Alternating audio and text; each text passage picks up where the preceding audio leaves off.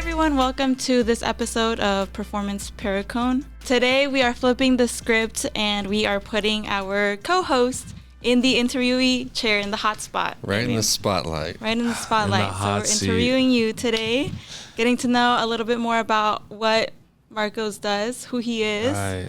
And yeah, he's a great leader in the community of the of South Omaha and in BSF as well. And we are so lucky to have him on our team. And we will get started.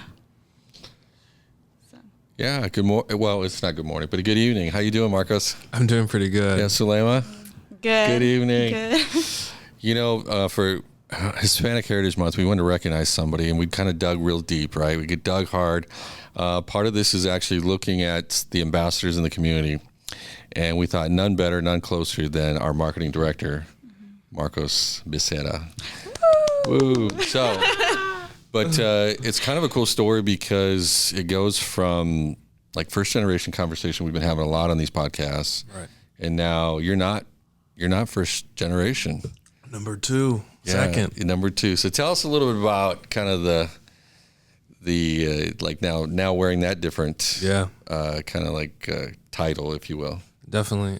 First, I just want to say, hey, everybody. It's different to be on this side of the equation, but you know, being second generation is something that I will say is somewhat of an opportunity in itself, right? Being able to learn so much from people that were first generation and have sort of figured it out, right? My mom, I was so blessed for in a way for her to have dealt with all the more difficult first generational problems and then come to me and show me a path that maybe like has a little bit more resources, you know, be able to educate me on things like college, scholarships, what opportunities are out there.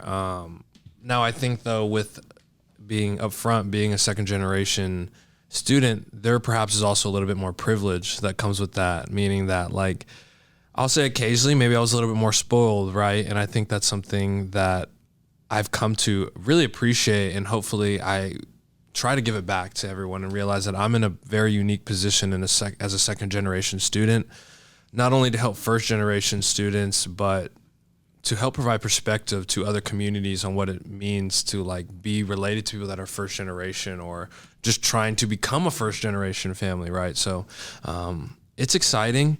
And I think that this podcast and this experience here at BSF has made me a lot more aware of what that actually means. So that's cool. Yeah, because your dad is one of the main people, I guess, in BSF. So I feel like that also gives you a different perspective into, you know, what the students are going through, what maybe you went to, even though you were a different generation, what you also went through in college and going through that journey. Kind of puts it in perspective into contrasting the different generations and those experiences. Yeah, I mean, my dad is a pretty big figure in the community. I mean, a lot of what he first did when he first starting like one of the first like Mexican, like I guess you could say yellow pages in the community. I mean, from that to now hosting one of the largest festivals in the Midwest, if not Cinco de Mayo's in the nation. I mean, it's truly impressive, not just because he's my father, but because of like how much he had to work to get there, right? My grandma never even graduated high school, you know, and she was just working all the time. She used to work at Howard's, you know, like, and it's interesting to see how that can really play an impact on future generations. On that work does translate to like your kids, because your kids at some point, I think, come to appreciate it. I maybe didn't at first, but I appreciate it now because of these opportunities he has created for me. And I'm the first one to say that I recognize the privilege in that, and that I'm able to take that on, which is why I feel like it's so important to like carry that torch, because not everyone has that opportunity. And not only my dad, but my mother moving from Cartagena to America, not knowing any English, coming to Omaha, working at the Chicano Awareness Center, to working her way up an engineering firm. Like, these are people that have given everything they have, which is very little, to these communities. And so I thank them both like every day for what they did and what they're still doing for not only this community, but like the people in their lives that maybe need the same kind of help, right? Need the same kind of inspiration. So, you know, take me back a little bit, just a little intro, a little context. You're a University of Texas, Austin Hook 'em. grad, right? So that's probably a pretty cool experience. Actually, they're kind of rivals with Nebraska a little bit. But tell me about the University of Texas, and you have a communications degree, a marketing and communications degree? Right. So I have a bachelor's of science in communication. Okay. My major was radio, television, and film with a minor in anthropology. So when I first was in high school, even just growing up, my mom's an engineer. She's a civil engineer, a project manager. And so that's what I was supposed to be. But even though I enjoyed, like, numbers kind of did come easy to me, thankfully, through my mom's like help of like studying and just maybe a little bit of just some genetics, I was like, this is kind of boring. I don't want to sit here all day and do this. And, we've had those discussions before of like you got to be a doctor or you got to be this. And I'm like, yeah, that's cool. But what if that's not really where like my heart's at? And I'll say for the longest time, I was conflicted on like all the work that my mom had put in to make this pathway for me, to the point where it was like, my mom was like, you get a degree in this pathway of engineering, I can pretty much set up a pathway for you to get a job, which for most first generation parents, for example, that is not the most common opportunity that they can provide to their kid, like a direct entryway into like a pathway to success, right. And maybe even generational wealth in some form. So I told my mom no. I was like, I'm going to... You just wanted to be a little rebellious. Right. I was like, Mom, you know what? You're wrong. But she actually took it pretty well after a little bit of time. And I realized just through exploring, it's a funny story because my mom always brings this up to me. When I was a kid, I was just, I don't know, overwhelmed by like all the different chores I had to do. And I told my mom, I was like, you know what, Mom? I'd like a clone. In a few of them, because I was like, one to do my laundry, one to like read my book, and then I can play video games while all the other ones are doing whatever they're doing. And somehow as I got older, it started to resonate with me more that there was something deeper inside of me that wanted to tell stories, that believes in the art of storytelling and the way that you could influence people by not only literally what you do, but how you present the world to them. And I thought that was just fascinating to me. So one day in high school, I saw the movie Passengers. Yeah, that's a good movie. Yeah. Okay, you're one of the first people that's ever said that. With Jennifer Lawrence, right? And Chris Pratt, yeah. Yeah, I've seen it. You haven't seen it, Tony? I've not seen it. That movie changed my life. And I'll say to anyone here that's watching this podcast, I would recommend it, even though it's a little cheesy around the edges. It's a great story, and it brings you into a world. And that was the first movie that That's the first movie that... I walked out of that theater. I was with my dad, and I was like, interesting. I think I want to be an actor. It was just silent, And so he was like, what are you talking about? He's like, that movie wasn't even that good. That's a good idea. No. But I pursued acting for a couple years, especially while I was finishing up high school. I wanted to be a professional football player before that. And then, I was jumping all over the place from football to theater kids. And then I just, I honestly wanted to go to an acting school. My mom had saved up money for my college, which I'll like be open. She saved about 3/4 of my college tuition, which I'm still thankful to you, Mom. Thank you. And she was like, you could go to acting school, but I'm not going to pay for it. She's like, or you could go to like a university and like get a true degree. And I recognize the value in that. I realized that even though I wanted to be an actor, there was something in having a degree that would teach me more about life than maybe acting would at the moment that I was at. So then I went to get a communications. UT was one of the best film schools in the nation. And I think part of it was a little bit of lucky experience. I applied, and I had to go through a different system called PACE to get into the University of Texas. So it was a little bit longer, but by the time I got there, shout out to all my UT professors as well. They all cared so much about like the education that they were giving you, not only like related to like marketing or just like filmmaking, screenwriting, but like if I was struggling in life, they would ask me about life before they would ask me about my work, and make sure that I was okay as a person before I was okay as like a student, I guess. So that's a little bit about my background. Ended up in film like that, and now I pursue marketing and do filmmaking. So they kind of go hand in hand. That's pretty interesting. And I know you said something about like you kind of bounced around a little bit. Yeah.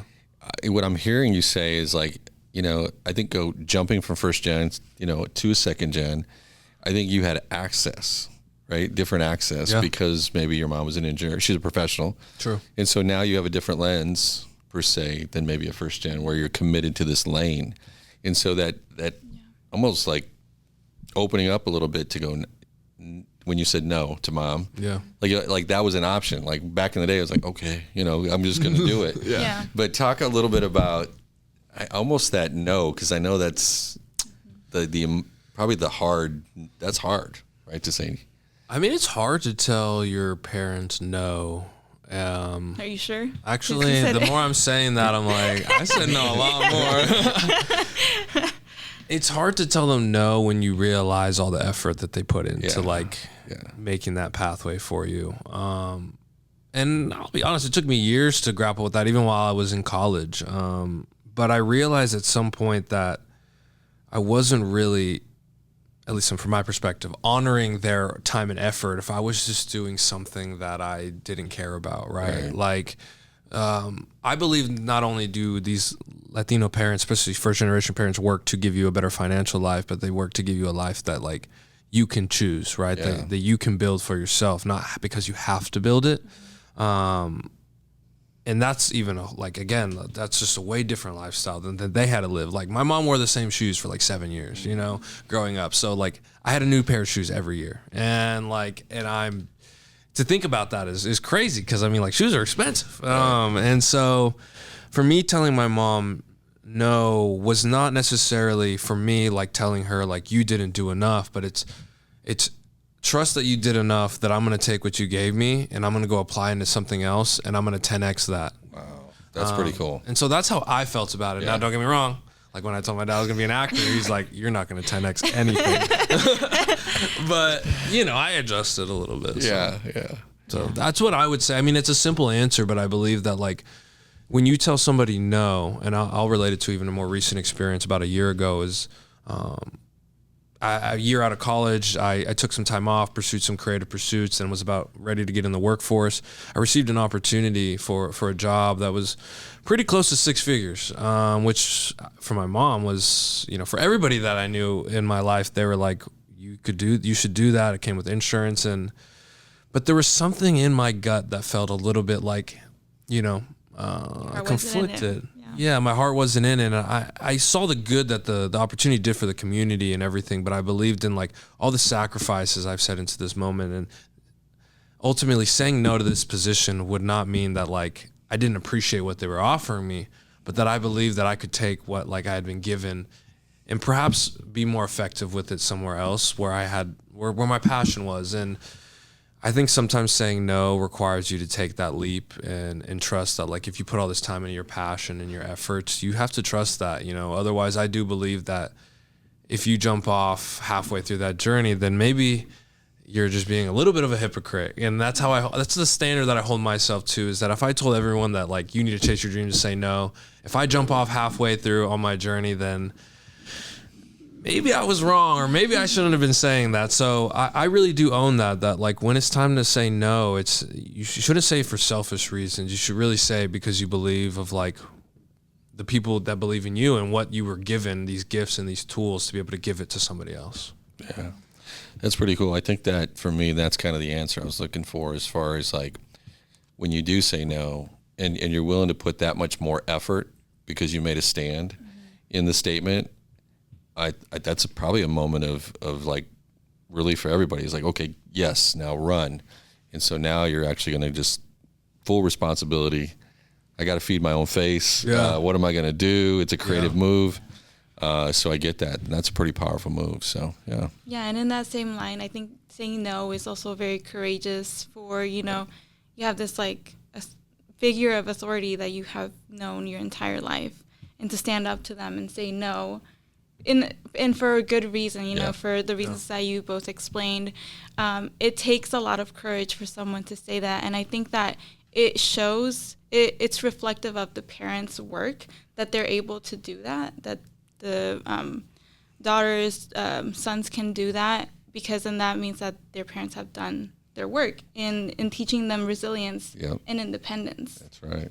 So I think that's really that's really where it's at. Yeah, that's pretty cool. Yeah. I'll add on to that too. I mean, my mom, one of the first things that she taught me growing up was not really any form of like education or maybe a little bit of Spanish, but it really was like respect, you know, and it was like self-confidence. And she put me in martial arts from a young age, not so I could learn how to beat anybody up, but more so because to learn what it means to like hold yourself confidently and respectfully and have like these certain values. So I agree with you. I think that like maybe she like was frustrated at the time when I said I wasn't going to be engineering, but she genuinely did instill those values in me to make that decision. Yeah, because the same thing happened to me too, because for a little bit, I think when I was in middle school, I wanted to be a photographer, and I told my mom that, and she was like, no, you have to be a doctor. And at that time, I was like, okay, I'm sorry. I'm sorry I said anything. But that really actually shaped the way I saw myself in high school and even in a little bit of college, because during that time, I was like, oh, I'm going to be a doctor. Like, my mom was right. I have to do this. I have to do that.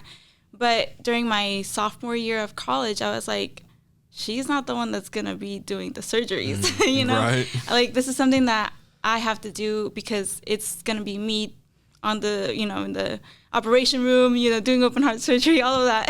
Not that I wanted to be a surgeon or anything, but someone once told me, like, they're not the ones that are going to be doing that. Right. So you have to take it in yourself and realize that it's what you want to do. You have to find your passion and not just be obligated to fulfill your parents' passion. And I think that what you said, like, really relates to that. Yeah.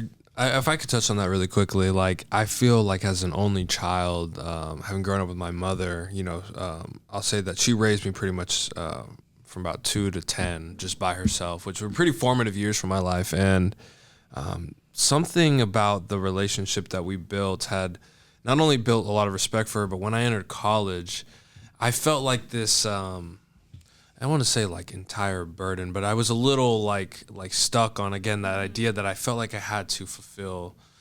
I mean, she paid for most of my college. I was like, why would I not follow what she tells me to do? And it took a little bit of time to work through that, that kind of fear, or almost like this like attachment to what I believed that she wanted from my life. And, you know, it took me some time of like talking to like friends, therapists, and stuff like that to figure out. It was never really her, though, to be honest. It was more so this idea that I had built in my head of like guilt and et cetera, et cetera.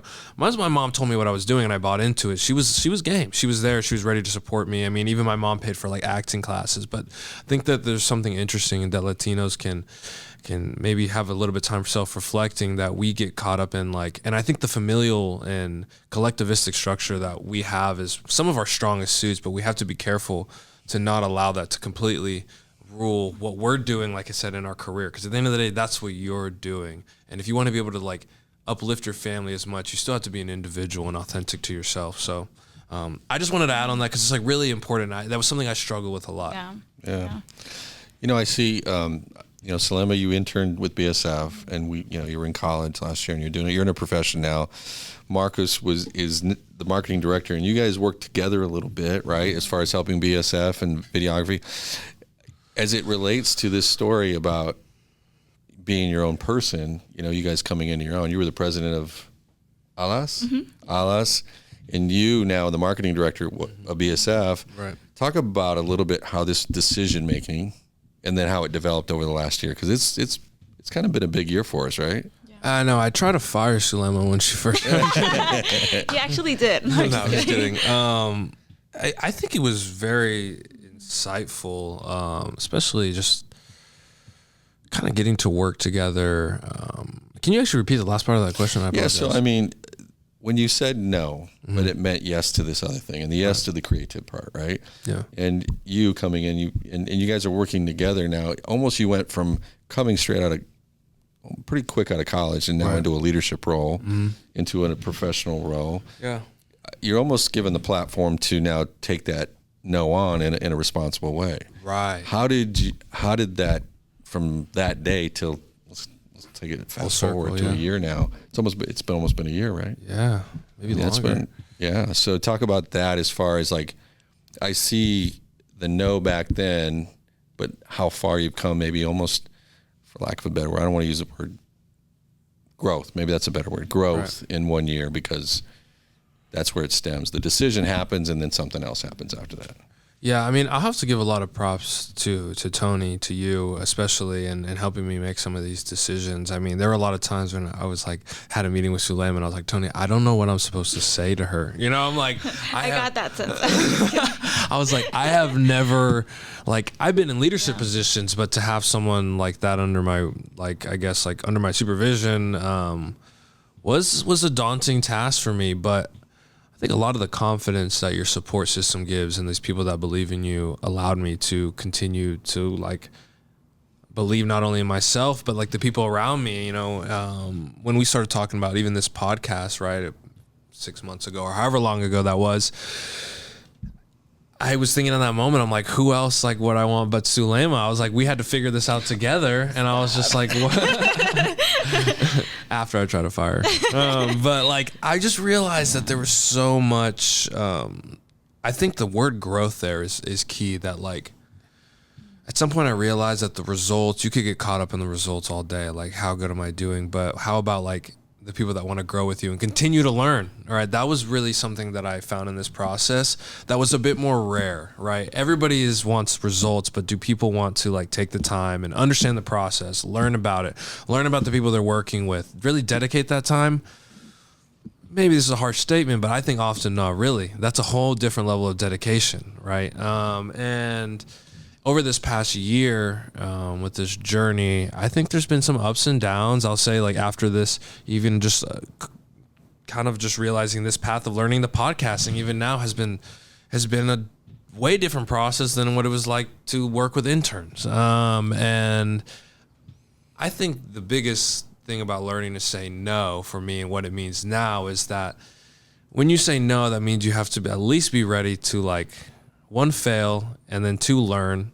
I think, because like, if you're saying no to something, then you're saying yes to something else. And if you're saying yes to something else, typically I think that means you're ready to take on a journey. And I was ready to take on the journey, and I still believe that this is probably still closer to the beginning of the journey than it is the end, even though it's already been a whole year. So yeah. Go ahead. No, I was just, that's kind of what I was thinking is, like, you know, I've seen such growth just in 1 year, you know, everything from the creative side to the managing, you know, creating work and then managing a creative work is a lot different, right? So I think that's kind of the cool thing is that I've seen is, like, it's not just, I created something pretty cool. Yeah. But I'm able to manage projects now, and almost the artistic path is just that, managing the project. There's almost an art to managing projects. And so maybe talk about that for a second. Yeah, I mean, it's funny because even though my mom's an engineer, project management is still like fell down the tree to like my level, because I've still been having to enact that now.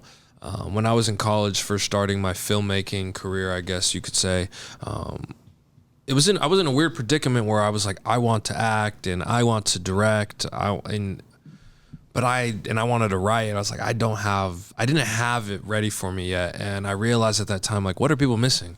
Well, everyone wants to do the creative side on the film side of the world. Nobody wants to be the producer. No one wants to do the business side. It's a little less fun, but I found there to be like a joy in that, being able to connect all the pieces together, being able to, you know, I think in the film world too, especially, these projects are so big, like they're so caught up in trying to enact the vision that they forget to sell the vision. And you can't, a film is no good if no one's going to see it. So I got to take that on, and I got to learn about project management at, like, when I was like a sophomore in college. I took on these projects. I learned how to fundraise these projects, manage the people, put it through film festival circuits. And that was one of the first steps of me learning a little bit about project management. And then I started my production company.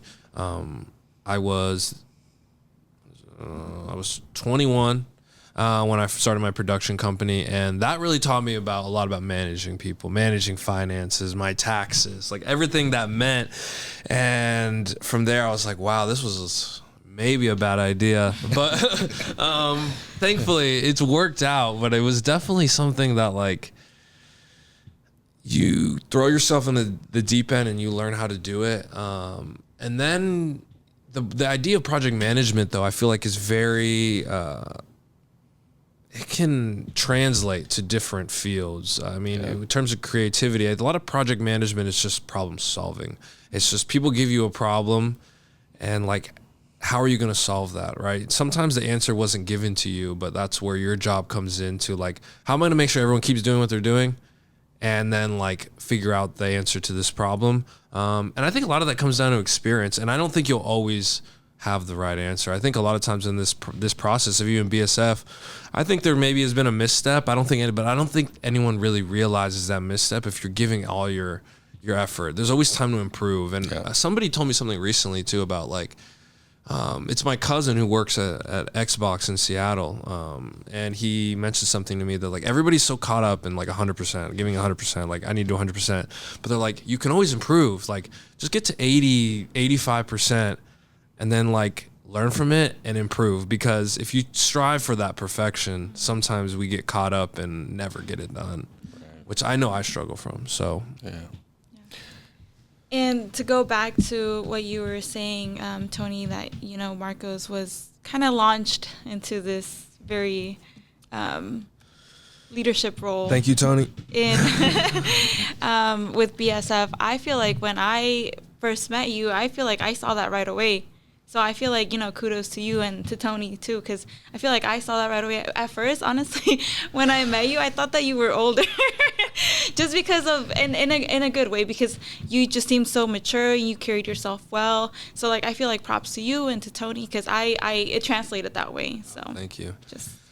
I mean, I'll say that we've talked about imposter syndrome a couple of times too. I can't say that I necessarily felt that when I first was offered the opportunity. It was daunting. I had never, and especially I think that there was for BSF, considering that like my father started this in 2005, you know, $500 in a Dream, our first episode, felt like a little bit of like some pressure, you know, to like to live up to, you know, everything that not only my dad had done, but the Barrientos family, right? That like the lineage of just the culture and the opportunities that we have created through like over 100 years. And so I remember exactly when you asked me this, I was sitting in the elevator office right in this little common area, and you just hit me with it. And I was just like, what? Like me? I was like, are you sure? So no, literally I was just like, wrong, Marcos, where's my dad at? But I think that like, the only thing I can really say about imposter syndrome for myself is because I still feel it. And anytime I take on a new opportunity, even right now, I'm like working on my like first short film, directing it, writing it and everything. And this is what I was like, I went to school for, and I still feel that a little bit. But I think it goes back to this authenticity. If you really believe in it and passion, you've said no to something else, you better be ready to jump into this, you know, and you better be ready to own it. Even if you feel a little nervous or shy or imposter syndrome, like, you know, it's the fake it till you make it thing, as cheesy as it is. I do believe in that. You know, I just saw you taking action often, right? And so that, I think you overcome that. And who's an expert on the first try of anything, right? And I think that when you lead with a good heart, I think that was the overcomer all the time. It's like, you know, you're doing the right thing for the right reason. Right.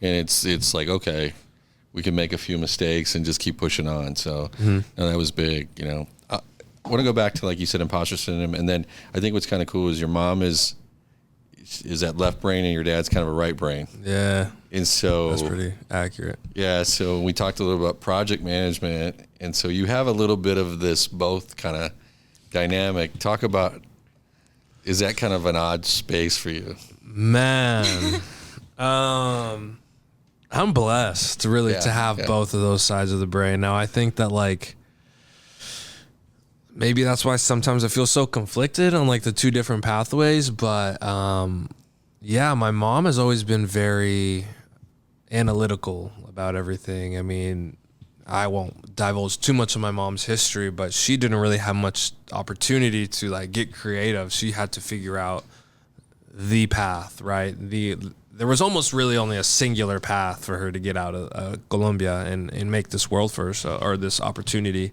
in this world for herself. And so my dad, on the other hand, is, although a similar story, sometimes I feel a little bit like related to that right side of his brain where he's like, you know, nobody believes that I can do this or that somebody can do this. And like, maybe it doesn't make sense like in a, like, you know, A to B line, but he's like, maybe if I go A to E, then go to D, then C, then I can end up back at like A. And I really like that. I mean, that's something that I think that this world really needs a lot more of. And I think the combination of, you know, a right brain, left brain is, again, I'm blessed because I like to make big decisions, like sometimes a little irrational to some people, but I think I think that my mom's right side of my brain, or maybe even just the way she raised me, has taught me a little bit to like think it out, think of the process. So I think that even when you're jumping in to make a decision, you should still think about like those priorities to you. Like, what is the most important thing in your life? What's the second most important thing? Third most important thing? Because your decisions, although are like you're living your life, right? If I'm going to be a doctor, I'm the doctor. I mean, we still impact the people around us, right? So I don't know. I don't know if I really answered the question great there, but I think you did. You know, maybe I had another little side question on there. It's like, okay, and this is now that outer body kind of experience is like, Right. what do you've heard this before, right? Where you say, okay, what would you give your, you know, your 20-year-old self some advice as it, you know, as it relates to 2 days ago. 2 days ago, the struggle, 'cause maybe, you know, maybe it's not a struggle. You said I'm blessed, but so, I mean, you've navigated a little bit. So what would you give your 20-year-old self some advice here on the creative side, man, and struggling with the analytical side? you know, my 20-year-old self was a little bit of a troublemaker. And I'll be honest, like, and I'm not afraid to admit that because I've come a long way from my 20-year-old self. But back in college, I wasn't making the best decisions, I could say. And I do think it taught me a lot. But the thing is, I had people in my life that were already trying to teach me the same lessons. And I was just stubborn. And I think that if I was going to go back to like my 20-year-old self, it's saying like, it's okay to fight like for what you believe in and be stubborn about what you believe in, but don't let like that stubbornness like carry on or carry into other things that like are a bit more selfish or egocentric or something that like isn't actually moving you towards your goal, right? I think it's always important to reflect in that moment and think of the bigger picture of like some decisions that we make are out of like stubbornness or whatever we're doing, especially at like our 20s, you know, where we think we know it all. I'm like, Mom, I'm 2 years into college. Like, I don't need you anymore. You know, it's like I was wrong, you know, and I realized that that stubbornness is something that a lot of us have when we're pursuing our dreams. And that we probably need to dial it back just a little bit because we don't know everything. And the best way I could say this is that like, be careful with where you spend your time. And if someone is trying to teach you a lesson that you may have to learn the hard way, just take it the easy way. Just take it the easy way. You'll save yourself some time, not only for yourself, but if you're trying to build generational wealth for other people around you, don't waste their time either. Like in a way, because you are like not only wasting yours, but again, it's impacting them too. So That's pretty cool. I think I was like, go ahead. I was just because I'm going to poke a little bit. Can you go one layer a little deeper? Like deeper? Just one layer. Like how does that look, you know, in the aspect of like fighting an egocentric decision or a mindset, and maybe peel back that. What does that mean to you when you said that? That's a good question. Like I can remember when. Yeah, I think it's funny because like I do love a good philosophy class, and anthropology also took me down a little bit of that route, and you learn a lot about like, you know, the super ego, the id, and where you operate from on your day-to-day basis. And for myself, I think that I think in building, like chasing this dream that was so absurd to many people, like, oh, I want to be a director, I want to be an actor, I want to make film, whichever one it was at the time, you have to like look at everybody in their face and like completely believe what you're saying, even if they're like, really? Like act something, you know? And it's like, you know, you're like, okay, that's not how it works. So at some point you have to own that. And I think in that journey of pursuing one of these dreams that like is a little bit less common amongst everyone else, you kind of get caught up in your own world and your own kind of journey. Sometimes it's a bit of like, it feels like lonelier because you may not know as many people that are doing the same thing as you. And I think that like ego is something that a lot of us deal with. I think ego is sometimes what leads us also to insecurity, believing that we're supposed to be this crazy thing, and then like being like, oh, well, people don't see me like that, so I must be like less than myself. So I think it's having grace. I realized over time that I had to have more grace with myself, and realize that like, even though I want to be the best, perhaps I shouldn't be going around telling everyone I am the best, because I don't think I am yet, so a little bit of like humility and grace with yourself. Well, I mean, there's something that just kind of popped up in my head while you're talking about this. I mean, I think of my own personal journey, like maybe just to inform you guys a little bit, I do a lot of traveling for like filmmaking stuff, New York, LA. I get it's a great opportunity.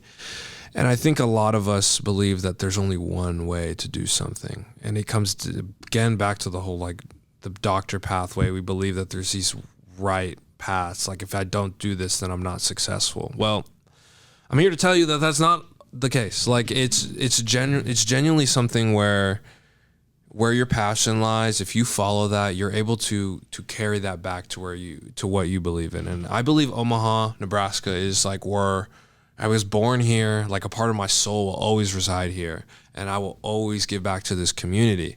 And I think the only reason that I can do that is because I'm chasing my passions and my dreams and believing in what I have said what I've said yes to, really, not what I said no to, but what I said yes to.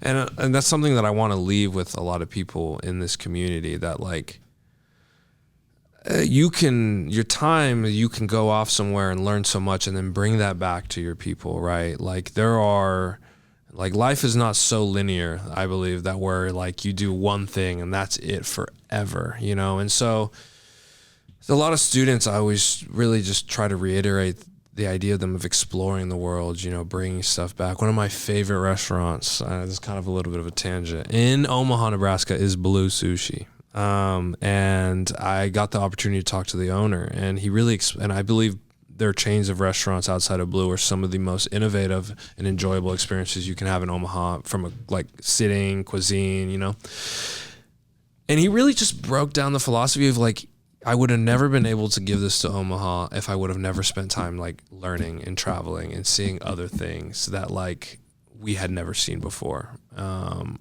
I think when you're talking about the Latino community, sometimes we're so scared to venture out to things that we don't know.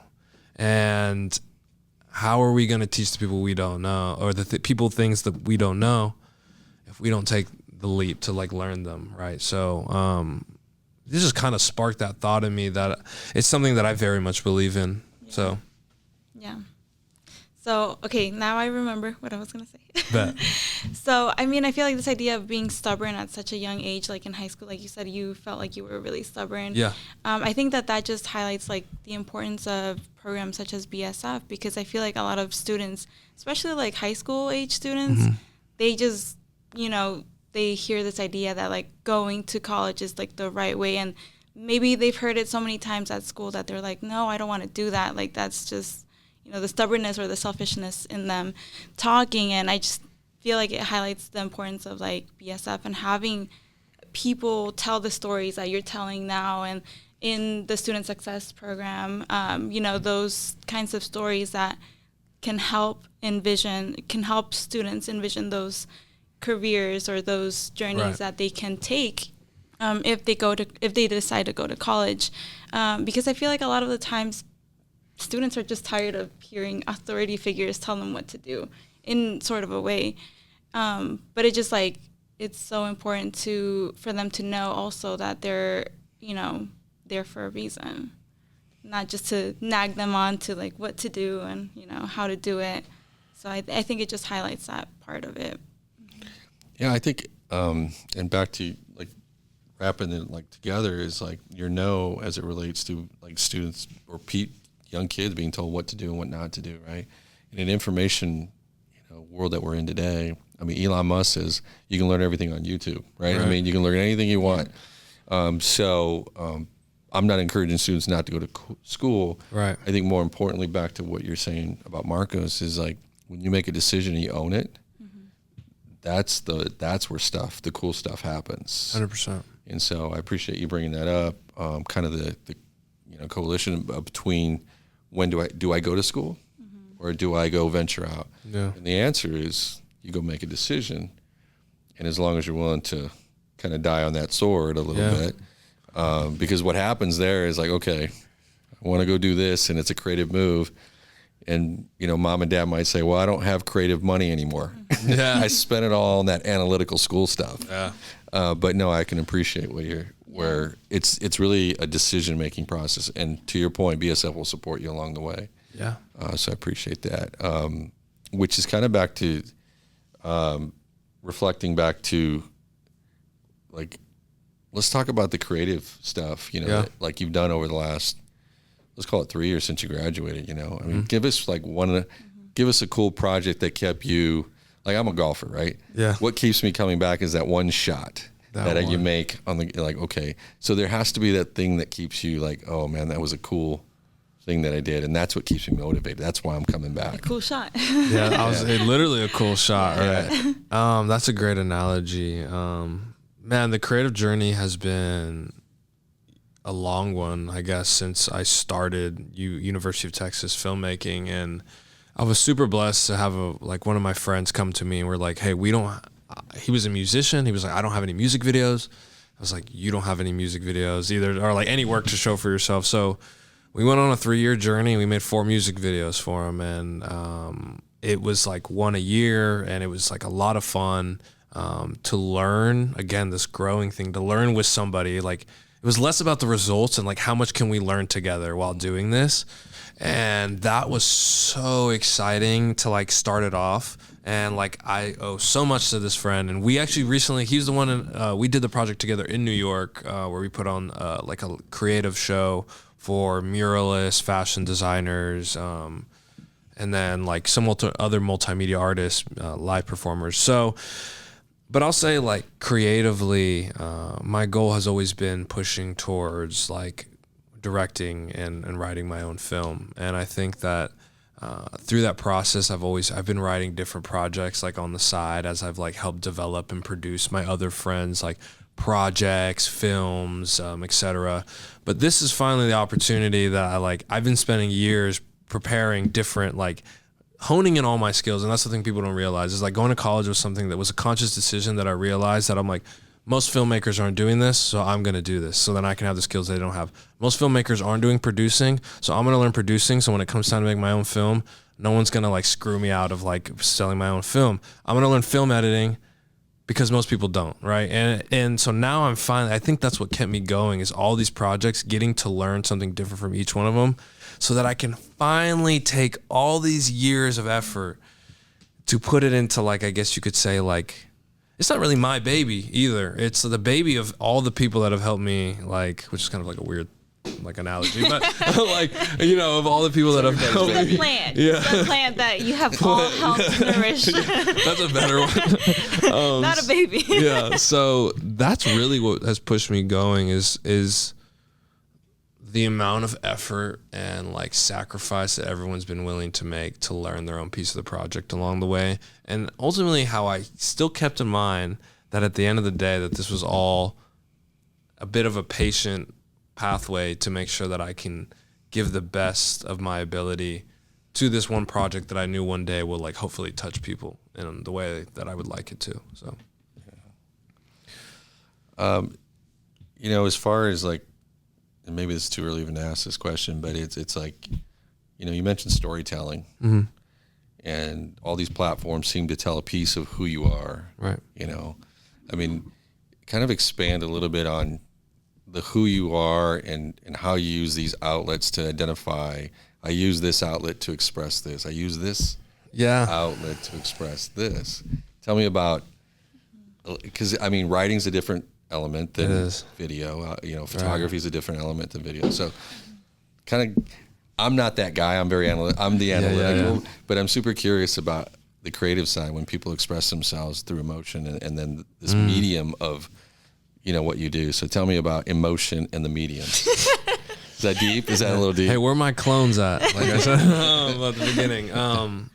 It's weird. I don't really have the perfect answer, I don't think, but I do think that like having learned all these different outlets, because I mean like within film you could even say there are own outlets like writing, editing, directing, etc., sound design, whatever you want to, however far you want to break it down.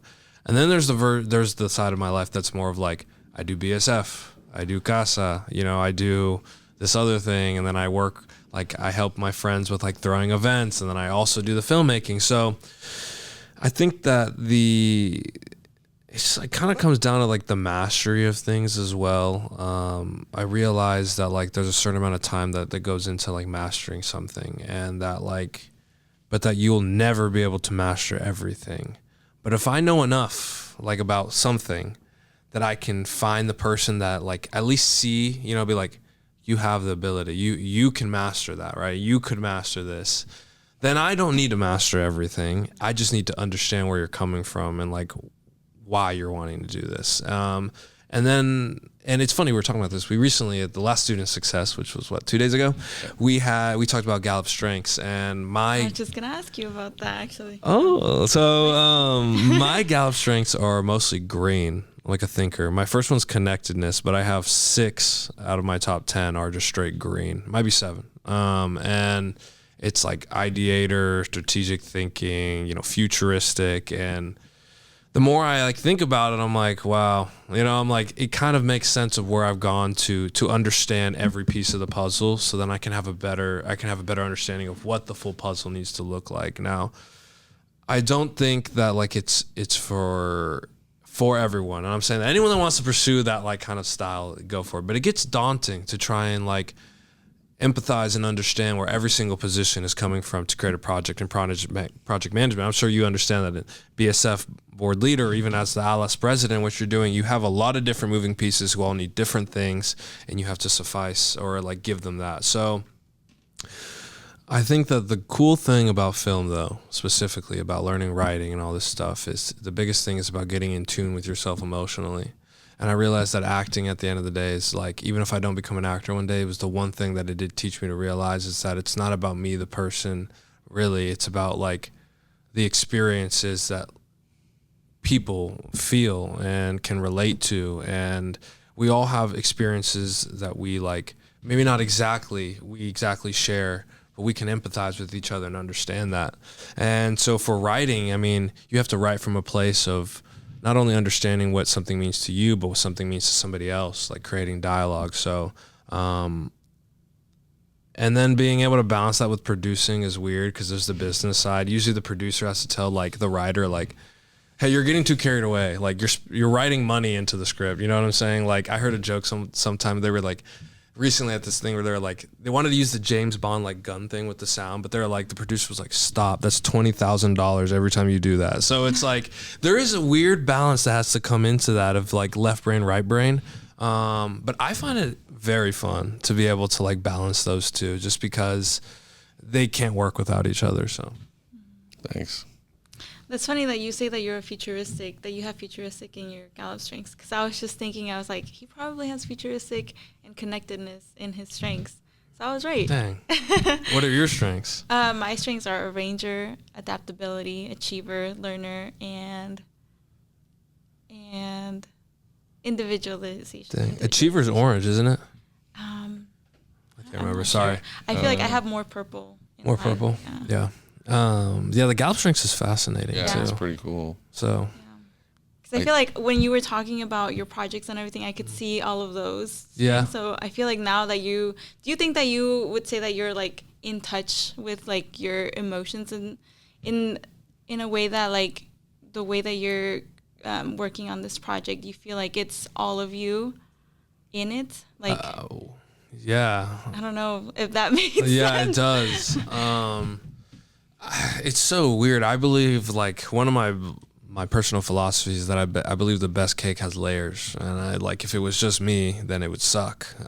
So like I think that, but at some point, understanding all of myself to understand what parts of myself I need to bring forward is very crucial to the equation. Just because the more I've realized about Gallup studies, there's certain things I'm not like good at. Like I'm great at like the whole like directing, thinking of the vision, but I realize at some point, like I'm like, I don't really got a lot of like all my purple's at the bottom. So I'm like I need more purple in here. So it has made me more aware, at least, of like my strengths and my weaknesses. I think the emotional side, I don't know if Gallup fully covers the emotional side as much as like it covers more so like maybe how you operate in space in a workplace. But I think a lot through learning how you operate kind of helps you understand your emotions like kind of indirectly, just because I'm able to understand like, oh, that's why I get mad in the workplace, because they're not thinking like me, something like that. So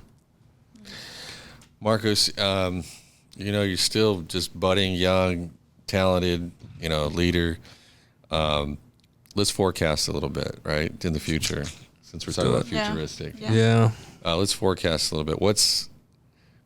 If you were to paint a picture in the next year or three, what's the 5? The next 5 years. Year or 3 or 5. Yeah. Like, I call it my 135. 135. Yeah. Yeah. So what do you want me to paint? What picture? Well, so just what's a year look like? If you were to say success equals 1 year from now, it would look like this. All right. I got a few points. We're talking to the young kids at the same time. Yeah. I got a few points I got to hit. I mean, like, okay, can I clarify personal success or success in where I'm like putting my energy into my life? I'd let you run with that. Okay, perfect. So, yeah.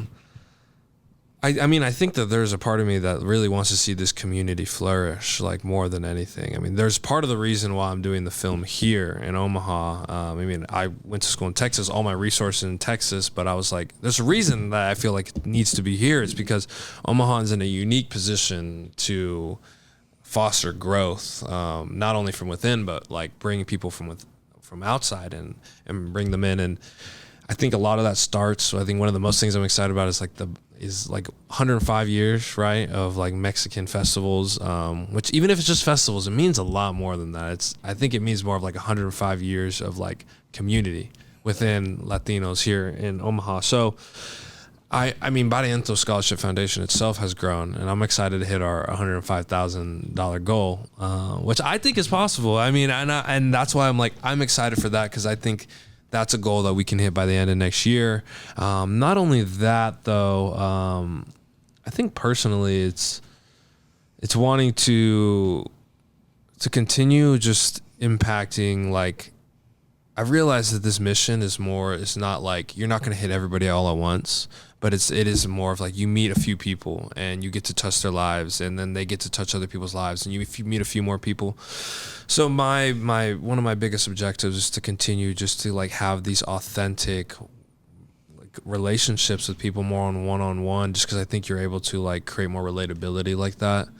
And I would say, even though it's probably my most important, is that like this film, I mean, my whole life has like been moving towards this filmmaking process, and this film that I'm currently making is something that is related to, Colombian heritage. I'm talking about magical realism, which was really pioneered, maybe solidified more so by Gabriel Garcia Marquez. So, and it's not only that, I've taken the time to research South Omaha, learn about Nebraska culture, what all these means, and what I'm excited to show the world is that like maybe people don't think all these things go together, but there's a story there. You know what I'm saying? Our story. These people that are immigrants that have come here, raised through these different religions, raised through these different traditions.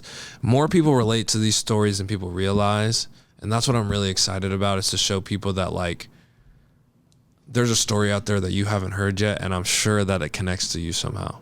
So yeah, appreciate it. Yeah. Well, you got another question? No, I don't. I think. Should we close it out with okay, so this is our podcast really on Second Gen Ambassador Marcos, right, featuring you. I want you to throw it out to the young talents out there. I think the premise here is really owning your decisions, owning your opportunity, owning really the adventure. Mm-hmm. I think was pretty cool that I heard in your conversation. And so as we close it out, give some aspiring young talents maybe a message on, owning their yeses and their nos.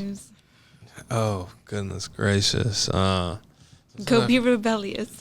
Do not be rebellious, unless you're ready to die on that sword, for real. But I think my biggest advice to first generation students, second generation students, is the idea of, like, first of all, be authentic to yourself. Because if you're not bringing your best version of yourself forward and also your most honest version of yourself, I don't think you're going to be able to give back to your family and the people around you the way you want to, because you're inherently cheating yourself out of a little bit of, like, your own future.